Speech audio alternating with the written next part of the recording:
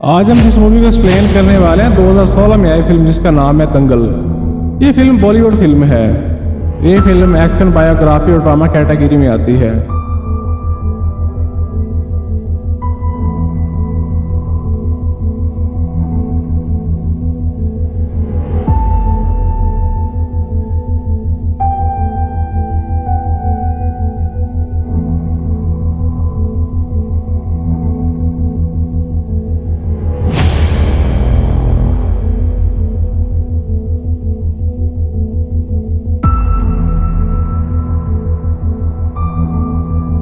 Film शुरू होती है महावीर सिंह होकर नाम का एक साबिक हिंदुस्तानी पहलवान देखते हैं और महावीर ने माली मुश्किलात की वजह से रेसलिंग छोड़ दी थी और फिलहाल सरकारी दफ्तर की नौकरी में फंस गया था। एक दोपहर महावीर दफ्तर में 1988 के सिविल ओलंपिक्स को देख रहा होता है और यासी सतह के साबिक रेसलिंग चैंपियन हरकन भी उनके साथ काम करता है और दोनों एक हल्की सी बहस में पड़ जाते हैं और एक दूसरे को दंगल के मैच का चैलेंज देते हैं। एक पेशेवर पहलवान होने के नाते और महावीर से दुगना साइज रखने पर हरकन पर इत्मीनान होता है, लेकिन जब लड़ाई शुरू होती है तो महावीर ने हरकन को कुछ ही देर में जमीन पर पटक देता है। अगले 2 राउंड में भी नतायज एक जैसे होते हैं। मैच के बाद महावीर ने हरकन को हल्का करने के लिए, क्योंकि वो सिर्फ एक आदमी से नहीं हारा बल्कि कौमी सतह के रेसलिंग चैंपियन से भी हारा था। महावीर ने बरसों पहले रेसलिंग छोड़ दी थी, लेकिन उसका अपने मुल्क के लिए गोल्ड मेडल जीतने का उनका ख्वाब अभी पूरा नहीं हुआ था। इसलिए वो अपने होने वाले बेटे को छोटी उम्र से ही तरबियत देना चाहता है। जब वो और उसकी बीवी दाया एक बच्चे की तवक्को कर रहे होते हैं, महावीर अक्सर दीवार पर लगे मेडल्स और अपनी कामयाबियों की तस्वीरों को घूरते हुए देखता है। उसका ख्वाब होता है एक दिन उसके बेटे के तमगे इसकी जगह पर होंगे। लेकिन जब दिया ने अपने पहले बच्चे को जन्म दिया तो एक लड़की थी। वालिद के लिए ये खबर कड़वी है, लेकिन उन्हें अभी भी उम्मीद थी। गाँव वाले उसके बेटे के हमला करने के बारे में नापसंदीदा मशवरे देते हैं। कुछ तो कहते हैं कि इतवार की सुबह कोशिश करें, जबकि दूसरे उन्हें मखसूस दिनों में रोज़ा रखने का मशवरा देते हैं। हर तरीके को आजमाने के 1 साल बाद नतीजा वही निकलता है और उसकी दूसरी बेटी पैदा होती है जिसका नाम बबीता होता है। और जहाँ पर उसे बताते हैं कि तीसरी बार दिलकश है, महावीर दोबारा लड़के के लिए कोशिश करता है। उसके बाद भी 2 और लड़कियाँ पैदा होती हैं। महावीर आखिरकार हार कबूल करता है और दीवार से तस्वीरें उतार देता है। साल गुजरते कर गीता और बबीता 9 उम्रों में बदल गई। वो कस्बे में दूसरी लड़कियों की तरह हैं, लेकिन अपने सख्त पास पे रोड डरती हैं। एक शाम महावीर अपने घर के सामने अपने पड़ोसियों को देखने के लिए घर वापस आया। वो गीता और बबीता के अपने बेटों को मारने की शिकायत करते हैं। दोनों बज़ाहिर मजबूत लड़के लड़कियों के मार खाने के बाद नीले पीले हो गए थे। बेटियों से ये पूछने की बजाय कि क्या गलत हुआ, महावीर उनके ऊपर जोर देता है कि उसे दिखाएं कि वह लड़कों को किस तरह मारने में कामयाब हुई। ये देखकर कि लड़कियां कुदरती तौर पर कुश्ती में हुनरमंद हैं, वो नोटिस करता है वो भी एक बेटे की तरह अच्छी हैं। वो अपने आप को लड़का चाहने पर लानत भेजता है, जबकि उसकी बेटियां उसके सामने थीं। रात को महावीर दाया को बताता है वो चाहता है कि उसकी लड़कियां कुश्ती लड़ें। वो एक कदामत पसंद माशरे में रहते थे। लड़कियों को घरेलू काम के अलावा कुछ भी करना इश्तियाल अंगेज समझा जाता है। दया उसके ख्याल से खौफजदा है, क्योंकि वो माशरे की तनकीद का सामना करने से खौफजदा है। लेकिन महावीर उस पर दबाव डालता है कि वो उन्हें कम से कम 1 साल तक तरबियत दे। अगर वो इस वक्त तक बेहतरी नहीं दिखाती हैं तो वादा करता है वो जो चाहे करेगी। अगले दिन गीता और बबीता को सुबह 5 बजे जगाता है और वो एहतियात के साथ बाहर चलते हैं। तो वो अपने पसंदीदा गली फरोश से हैरान होते हैं जो उनकी पसंदीदा चीज़ गोलगप्पा बेचता है।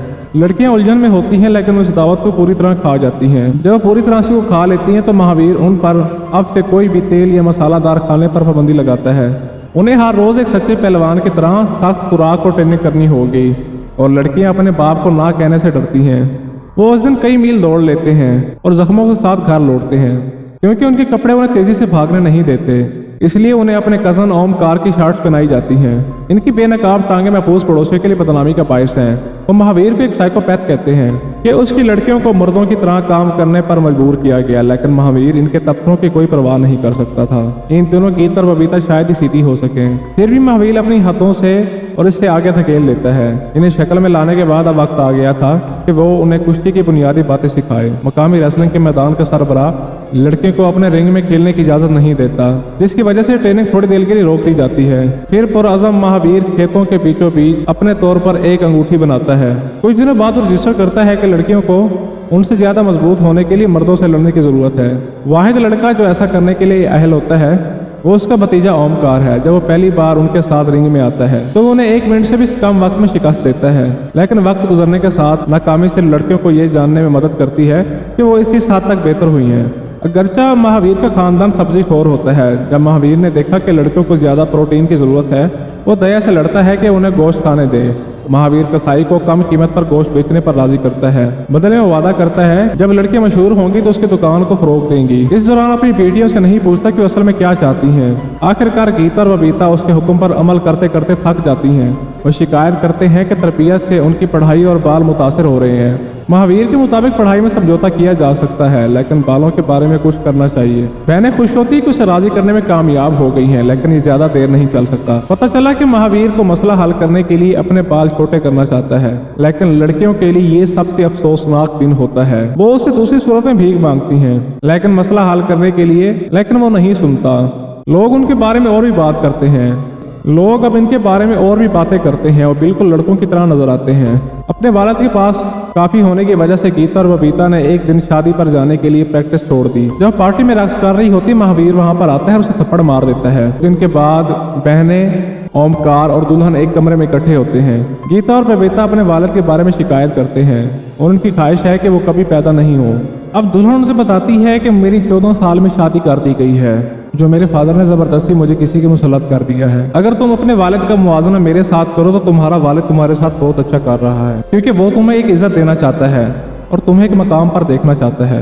अब वो उसे कहती है कि तुम एक ऐसे माशरे को पसंद करते हो जहाँ बेटियों को बहुत समझा जाता है। महावीर उन्हें अपनी जिंदगी में कुछ अच्छा करने की तरबियत दे रहा है, जिससे दुल्हन हसद करती थी। इस तबसरे से बहनों को एहसास होता है कि अगरचा उनके वालिद उन्हें बेरहमी से तरबियत दे रहे हैं, बल्कि उनके लिए बेहतर कर रहे हैं। अगले दिन महावीर जाग कर देखता है कि लड़कियों ने तरबियत शुरू कर दी है, अपनी बेहतरीन तरबियत करते हैं और आखिरकार ओमकार को शिकस्त दे देते हैं। अब मजबूत रेसलर की तलाश में महावीर उन्हें एक मकामी रेसलर मुकाबले में ले जाता है, लेकिन चूंकि इस मुकाबले में हिस्सा लेने वाले सिर्फ लड़के हैं तो उसे माजूद कर लेते हैं। वो कहते हैं लड़कियों को लड़कों से लड़ने देना वो गुनाह समझते हैं। उन्हें कायल करने के लिए महावीर कहता है 2 जिन्सों के दरमियान लड़ाई यकीनन सामीन को राग़िब करेगी। मैच के दिन गीता को देखने के लिए लोगों का एक बड़ा हजूम आता है। इसे 3 लड़कों के दरमियान एक हरीफ का इंतखाब करने के लिए बनाया गया था। जब वो सबसे मजबूत लड़के का इंतखाब करती है तो हजूम ये सोचता है वो कभी नहीं जीत पाएगी। कब यही महसूस करता है, लेकिन गलत साबित होता है जब गीता उसे जमीन पर पटक देती है। लोग मैच के इख्तिताम तक उसकी हिमायत करना शुरू कर देते हैं और जब लड़का जीत जाता है तो ये मायूस हो जाते हैं। फिर भी हजूम एक सख्त मुकाबला करने पर उसका एहतराम करता है। अब गीता अगले मैच के लिए बेताब होती है और 2 दिन तक सो नहीं पाती, क्योंकि वह आखिरी मैच में जीत नहीं सकी थी। लड़कियां इसके बाद रेसलिंग के कई मुकाबलों में हिस्सा लेती हैं। गीता उन मर्दों के मुकाबले में जाती है जो उससे ज़्यादा ताकतवर होते हैं और सबको नीचे ले जाने के काबिल हैं, और इनकी मकबूलियत बढ़ने लगती है। और गोश्त की दुकान इन्हें वादे के मुताबिक कफील के तौर पर इस्तेमाल करती है। और महावीर के ख्वाब का एक हिस्सा उस वक्त पूरा होता है जब उसकी बेटियों के तमगे उस दीवार पर आवेजा होते हैं जो कभी उसकी कामयाबी को हामिल होता था। जब गीता थोड़ी सी बड़ी हो जाती है तो कौमी सतह के रेसलिंग मुकाबले में हिस्सा लेने के लिए तैयार हो जाती है, क्योंकि वह अब तक मकामी दंगल खेल रही थी।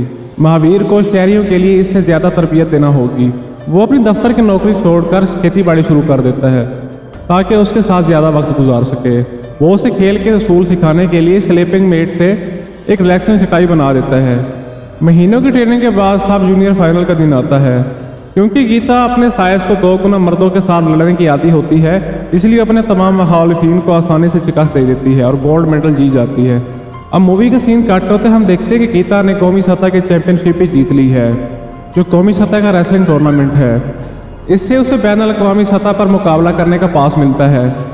महावीर का मजाक उड़ाने वाले लोग अब उसकी तवील मुद्दती सोच की तारीफ करते हैं। बैन अल-अक़वामी सतह की तरबियत के लिए गीता को पटियाला में एक सरकारी तरबियती मरकज़ में जाने के लिए रेडी किया जाता है। महावीर को फिक्र होती है कि प्रमोद नामी एक नया कोच उसकी खूबी और कमजोरियों को नहीं जान पाएगा। जब वह कोच से बात करने की कोशिश करता है, प्रमोद गुस्से में आता है और उसे जाने के लिए कहता है। प्रमोद एक अनापरस्ती वाला आदमी था जो सोचता है कि उसके तरीके मुख्तलिफ है। इसका रवैया महावीर को अपनी बेटी के लिए मजीद परेशान करता है, लेकिन इसके अलावा उसके पास घर वापस आने के अलावा कोई रास्ता नहीं है। प्रमोद ने तरबियत का आगाज लड़कियों से ये कहकर किया कि वो उन तमाम गलत डाइट प्लान्स और तकनीकी को भूल जाएं जो उन्होंने अब तक सीखी हैं। अगले दिन से वो लड़कियों को अपनी खुद साख्ता बेहतर तकनीक सिखाता है जो लड़ाई तक गीता के अंदर को मुकम्मल तौर पर बदल देती है। इसकी सबसे बड़ी ताकत उसकी हमला करने की सलाहियत है, लेकिन वो इसे दफाई अंदाज में खेलने को कहता है क्योंकि वो सोचता है कि ये इसके लिए अच्छा है। नया माहौल गीता को कुश्ती से हटाने का सबब बनता है। वो अपने बाल उगाने लगती है, लड़कों से बात करती है और देर से जागती है, जो चाहे खाती है। इस वक्त बबीता कौमी सतह की चैंपियनशिप के लिए काफ़ी बड़ी हो रही थी। वो अपने वालिद की हिदायत पर चलती है और गीता की तरह सख्त तरबियत करती है। एक दिन गीता अपनी तमाम बहनों के लिए तहाइफ लेकर घर को लौटती है। इसके बालों की लंबाई और उसका रवैया चंद महीनों में काफ़ी बदल गया था।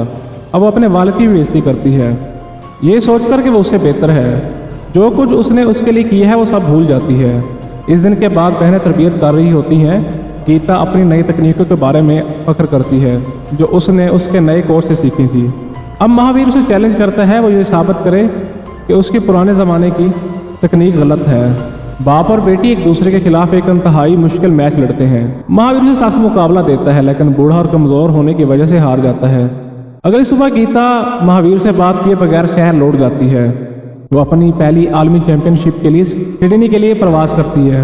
ये उसकी ज़िंदगी का सबसे अहम मैच है जिसका उसने बचपन में ख्वाब देखा था। तहाँ वो अपने कैरियर में बदतरीन कारकर्दगी का मुजाहरा करती है और हार जाती है।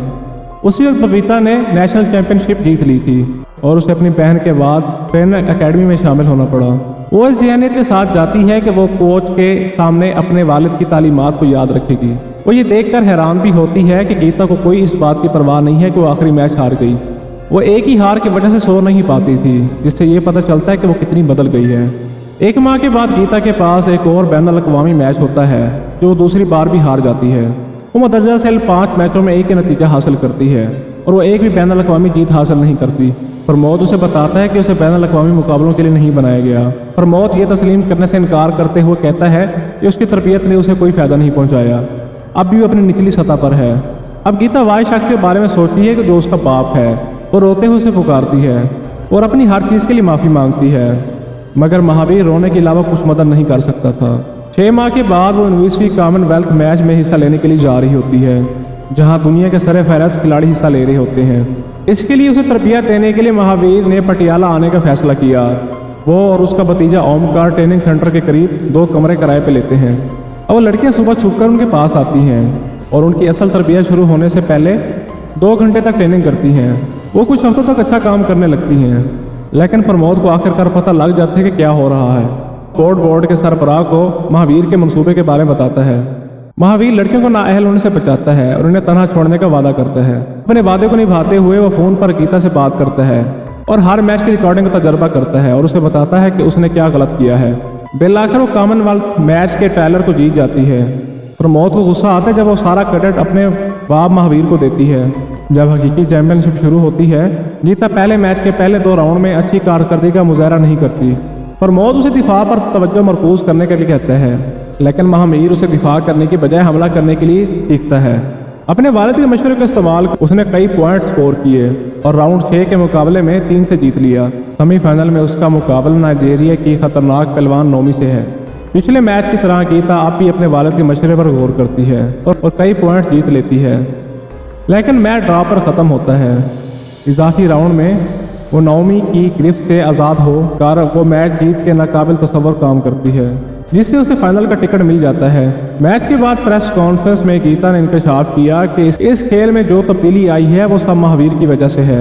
नाराज प्रमोद फाइनल जीत का क्रेडिट हासिल करने को अपना मिशन बनाता है। फाइनल मुकाबला एंजेलिना के खिलाफ होता है। ये वो पहलवान थी जो गीता को पहले 2 बार शिकस्त दे चुकी थी। गीता घबराती है, लेकिन महावीर उसे टिक देते हुए कहता है वो सिर्फ एंजेलिना से नहीं लड़ रही, बल्कि हार उस शख्स से लड़ रही है जो सोचता है कि खवातीन को किचन से बाहर नहीं छोड़ना चाहिए। फाइनल के दिन हारुकी पुरजोश तरीके से मैदान में दाखिल होता है। प्रमोद एक आदमी से कहकर महावीर को एक स्टोर रूम में ले जाकर अंदर बंद कर देता है। मैच उसकी मौजूदगी के बगैर शुरू होता है और गीता यहाँ मायूस हो जाती है।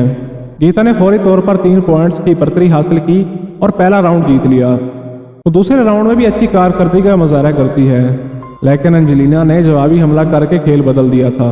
आखिरी राउंड में गेम गीता के हाथ से निकल जाता है।